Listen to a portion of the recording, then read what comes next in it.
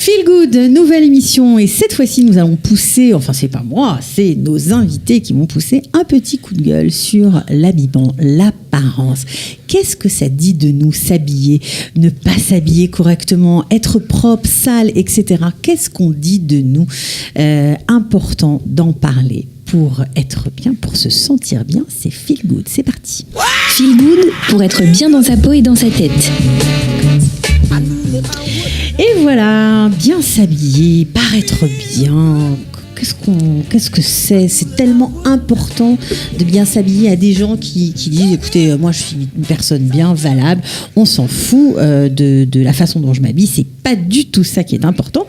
Et je crois qu'en Israël, c'est une théorie qui a beaucoup d'adeptes. Frédéric a envie de pousser un coup de gueule. Je sens que je vais. Je suis un peu sur les starting blocks. Je suis un peu sur les starting blocks. J'avoue, c'est moi qui suis à l'initiative de ce thème. Ça fait 15 ans que je vis en Israël, à Jérusalem. Et là, je dis stop. En hébreu, die. C'est-à-dire que moi, je vis moins bien parce que les autres refusent de s'habiller. C'est moins joli, c'est moins beau. Et du coup, dès qu'on sort d'Israël, on dit « Ah, c'est beau !» Nous aussi, c'est beau. On peut être beau. Il y a plein de vêtements magnifiques en Israël et on peut les porter. Je crois qu'on a gardé une culture... des pionniers. Alors, c'était super. C'est quoi, ces sandales, chemises blanches? Oui, mais je comprends. Ils devaient travailler la terre très dur.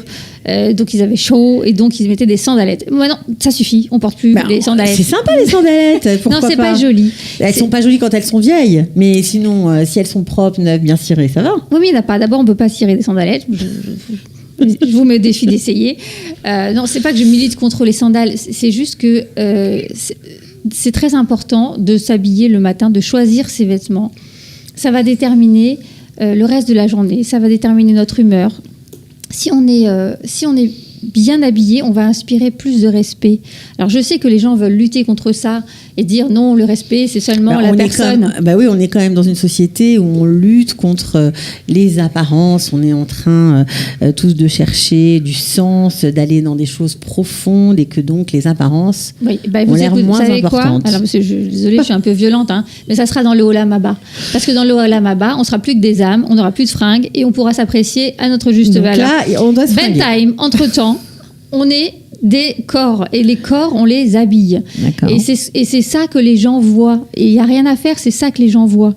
D'accord. Donc, si vous voulez qu'on vous respecte, moi, je vous garantis que si vous n'êtes pas en tongs et en short, on vous respectera plus et on vous respectera vraiment. C'est carrément changer toute la société israélienne, voilà, parce que parce que tongs et short, c'est un peu le sport local. Oui, c'est un peu le sport local. Alors, comme la population est jeune et belle, ça passe super parce qu'ils sont beaux, c'est des beaux gosses, des belles filles. D'accord.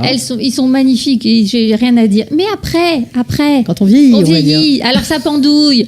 Alors le t-shirt, il a vieilli en même temps que la personne et ça ressemble plus à rien et c'est dégoûtant. C'est-à-dire que ceux qui sortent sans repasser leurs fringues, c'est un peu ça vous dérange. Non, alors si vous voulez pas repasser, il y a pas de problème. Il y a des fringues qu'on repasse pas. Choisissez les matériaux qu'on ne repasse pas. Ça existe, il y en a plein. Ok, donc on veut changer toute la mentalité de la société israélienne. Oui, et puis alors voilà, ils vont parler des Français, ils vont dire ils sont bien habillés, ils se la jouent, etc. Mais n'empêche qu'ils adorent ça. Quand ils nous voient arriver, qu'on est bien fringués, les Israéliens, ils aiment. Alors nous aussi, on est Israéliens maintenant, donc on va essayer de propager ce truc qu'on a appris en dehors d'Israël et on va leur apprendre, par exemple, à assortir leurs vêtements. Tout simplement. On met pas du jaune et du vert le matin. Non, on met pas.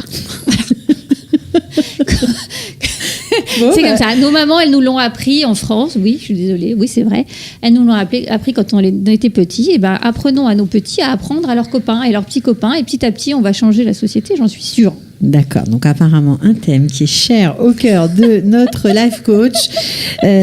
Ok, alors vous avez dit que c'était une façon d'être en accord aussi avec soi-même, donc on n'est plus des pionniers, donc on ne s'habille plus comme au temps des kibboutz, on va dire comme ça, bien que, il faut préciser qu'à Tel Aviv, il y a des magasins qui remettent au goût du jour les vêtements des kibbutznikim, c'est vrai. D'accord, s'ils sont assortis, si le haut et le bas sont assortis, moi j'ai pas de problème avec ça. D'accord. C'est neuf, c'est propre, il y a pas de problème. C'est pas une mode, mais j'aime pas la mode. De toute façon, je pense qu'il y a des modes qu'il faut savoir laisser passer aussi. Il y a des trucs horribles dans la mode. C'est pas être à la mode que je défends, c'est juste être assorti, bien habillé, propre. D'accord. De manière à être vu par les autres comme quelque chose de beau, qui va flatter leur œil quand ils vous regardent. D'accord, donc l'impression qu'on donne lorsqu'on est habillé d'une certaine façon, bien sûr, c'est fondamental. Et ça va, d'abord, quand on s'habille le matin, si on a de la chance, on peut choisir ses vêtements, parce qu'il y a des choses différentes. On s'exprime par ses vêtements, on va exprimer quelque chose. On va dire aux autres on se trouve. Ouais, un peu qui on est, et puis ça va nous conditionner à nous-mêmes. Si je me sens pas super au top au niveau moral et que je mets une belle robe, eh ben ça va remonter mon moral au fur et à mesure de la journée. Pourquoi ? Parce que j'aurai eu des compliments dans le regard des autres aussi. Ils vont me regarder autrement. Ben moi, au fur et à mesure de la journée, je me redresse parce que ce matin, j'ai mis quelque chose qui me convenait. D'accord. Donc pour les hommes, c'est pareil. Il y a des chemises qui se repassent pas. Mettez-les. Les chemises élimées, tout ça, c'est à jeter. Mais oui, faites le tri une fois par an. Les taches, tout ça, ça dérange. Mais, alors les taches, ça c'est... Là, je souris plus du tout. Non, c'est pas possible. Je souris plus du tout parce que d'abord, c'est vraiment un manque de respect par rapport aux autres. C'est un manque de respect par rapport à soi. Et quand on porte une kippa, au minimum, c'est de respecter les valeurs qu'on transporte avec soi. Donc on vous regarde et on se dit, cette personne qui respecte la Torah, elle est propre, elle n'a pas de tâches. Parce que ça, après, ça dévalorise tout ce que vous portez comme valeur. Ok, donc oui, c'est une valeur. L'habillement pour rehausser les valeurs qu'on porte en Absolument. Soi aussi. Alors justement, puisque vous parlez des religieux, évidemment... pas que des religieux. Pas que des religieux, d'accord. Toutes les valeurs qu'on peut porter. Quand je transporte des valeurs d'altruisme, si j'ai l'air d'un crasse-pouille, on ne va pas me respecter. C'est vrai. Donc, on le voit, dans la Torah, on voit que le Kohen Gadol a un habillement mais tellement détaillé, c'est incroyable. Il y a les couleurs, il y a les matières, il y a la façon de porter. Mais pourquoi ? Parce que on n'est pas au Guignol, on n'est pas au cinéma. Non, on est là pour inspirer. Ce vêtement, il est là pour... inspirer le respect. Inspirer forcément. L'amour. Forcer le respect. C'est pas inspirer, c'est forcer le respect. Et ensuite de ça, il y a plein de symboles. Il véhicule des valeurs et des symboles par son habillement. Et nous, on doit s'en inspirer et aussi inspirer des valeurs et des symboles par notre habillement. Alors, parfois aussi, on a beaucoup parlé de la culture israélienne, ambiante, que vous avez poussé un petit coup de gueule, on va dire ça comme ça. Mais pourtant, on s'habille pour aussi faire partie d'un groupe. Ouais. Donc quand on est dans un pays, il y a des choses qui reviennent. Alors apparemment ça n'a pas l'air de vous plaire, mais comment faire ? Alors, quand on est enfant, on aime bien avoir les mêmes baskets que tout le monde. C'est normal et c'est compréhensible. C'est ce qui va aussi forger notre personnalité. On s'identifie à un groupe. D'accord. Donc les marques pour... Pas les marques, parce que c'est pas forcément les marques. Le style d'habit. La façon de porter. Je sais que, par exemple, ma mère m'a raconté que quand elle était à l'école, quand elle était étudiante, il fallait mettre la ceinture de l'imperméable à l'envers. Bon, c'était une mode, voilà. D'accord. Et quand on mettait la ceinture à l'envers, on faisait partie de ce groupe de Zazou, par exemple. Donc c'est pas forcément. Je milite pas, encore une fois, ni pour les marques, ni pour des choses chères, ni pour de la mode. Je milite pour juste être, correct. Mm-hmm. Donc oui, on appartient à un groupe, oui, on appartient à un pays. Et je voudrais que notre pays, qui est magnifique, le soit aussi à l'extérieur et qu'il le montre. Et que quand on est israélien et qu'on est à l'extérieur, on soit le véhicule, l'ambassadeur de quelque chose de beau. D'accord. Bon, ça, on a compris votre engagement sur la question. Alors, Carole, je me tourne vers vous. Donc, pour vous, l'habillement, l'apparence, ce qui vous importe, c'est ne pas se laisser aller. Ça rejoint un peu ce qu'elle dit, mais vous êtes un peu moins virulente. Moi, je suis pas virulente. Ça fait aussi 20 ans que j'habite là et j'ai vraiment vu un vrai changement. Ouais. C'est-à-dire qu'il y a 20 ans, on pouvait voir des hommes d'affaires qui étaient en costume cravate et puis on regardait les pieds, on voyait des sandales. Ouais. Aujourd'hui, les gens, quand ils vont à des conférences ou à des salons, ils mettent des chaussures fermées. Ce qui fait aussi le charme d'Israël. Non, c'est pas du tout charmant. C'est pas vrai. Voilà. Ça n'a rien de charmant. C'est juste on n'est pas d'accord. Ensuite, en plus, attends, si encore les pieds étaient faits, mais les pieds sont dégueulasses que tu regardes. D'accord. Désolée. Bon, la deuxième chose que j'ai aussi, c'est que... On parle pas de sandalettes de femmes magnifiques, hein. On parle de trucs... voilà. Les Israéliens voyagent beaucoup plus, donc sont beaucoup plus aussi sujets à la mode.